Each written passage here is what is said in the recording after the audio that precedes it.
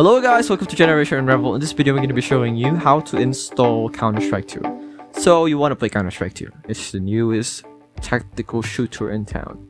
It just took over Counter-Strike Global Offensive. So if you want to install Counter-Strike 2, what you need to do is install Steam as well. And you have here on the Steam site, which is store.steampower.com. You can just Google Steam if you want. And what you need to do is create your own Steam account, which you can do by... Let me just sign out of this one so that I can show you properly what it looks like. Oh yeah, you just click to log in and you should see create an account here. Not this one. Create an account if you're new. If you're not, you can just sign in.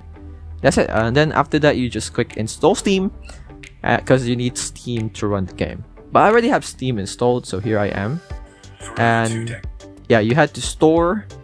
Once you're there, you just click on it. You just search up here Counter-Strike 2. And you should be led to the same page as me. Afterwards, you click on play now. If you haven't, it's also here. If you click that, mine's already installed, so I think it's just gonna open the game for me. Oh no. Oh no. But if it's not installed for you, you should head over to downloads and it should look like this.